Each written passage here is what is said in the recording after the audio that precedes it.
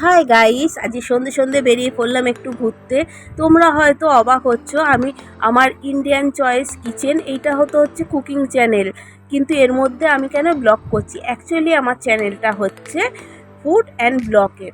আমি চলে এসেছি পাটুলিতে। এবারে ঘুরে দেখা যাক জায়গাটা কেমন। খুব সুন্দর জায়গাটা, ঘুরতে খুব ভালো লাগছে।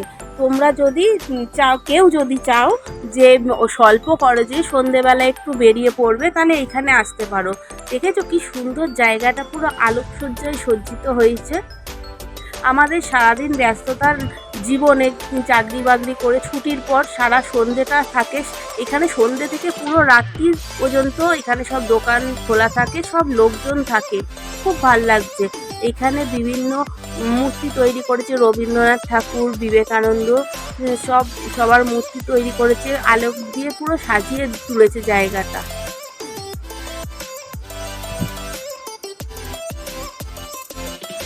কি সুন্দর মা দুর্গার মূর্তিটা করেছে।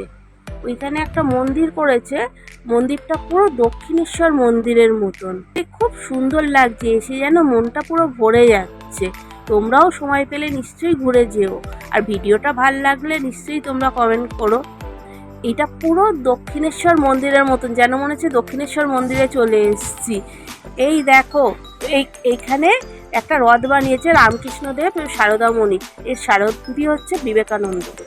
এবারে একটু কফি দিয়ে গলা ভেজানো যাক।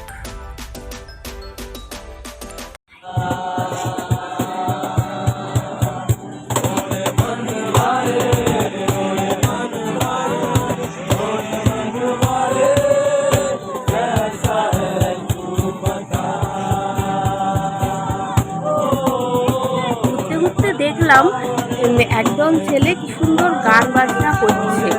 এই পুরো জায়গাটাকে গান করে মাতিয়ে তুলেছে। সবাই জড়ো হয়ে এই জন্য দেখছে। আমিও খানিকক্ষণ দাঁড়িয়ে গেলাম দেখার জন্য।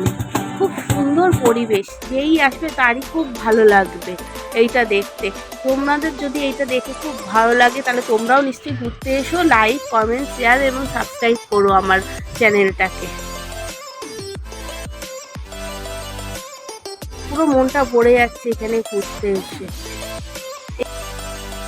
এখানে বিভিন্ন রকম ফুড স্টল রয়েছে, যেখানে নানা ধরনের টিক্কা, কাবাব, নানা রকম খাবার পাওয়া যায়, কম্বোও রয়েছে। চলো একটু কিছু খেয়ে দেখা যাক এখানের খাবার কেরম।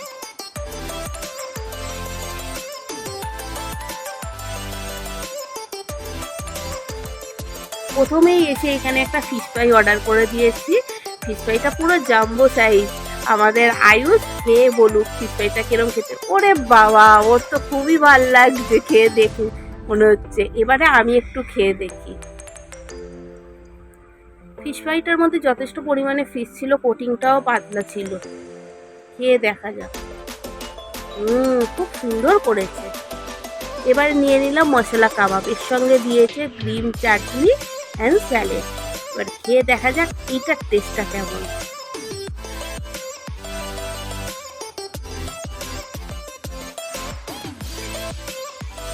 খুব সুন্দর স্পাইসি এটা। এবারে আমরা নিয়েছি মালাই টেংরি কাবাব। পুরো মালাইটা ভর্তি, দেখতেও খুব সুন্দর। খুব ইয়ামি ছিল খেতে। এবারে কম্বো নিয়ে নিলাম ice chili chicken and noodles chili chicken. Chili চিকেনটা খুব সুন্দর করেছিল, স্পাইসি করেছিল, কিন্তু নুডলসটা বেশি বয়েল হয়ে গেছিল। রাইসটাও মোটামুটি ছিল, তবে যেই পরিমাণে দিয়েছিল একজনের পক্ষে খুব ভালো। এবারে আমার ঘোরা শেষ, এবারে বাড়ি যাওয়ার পালা শুরু। টাটা।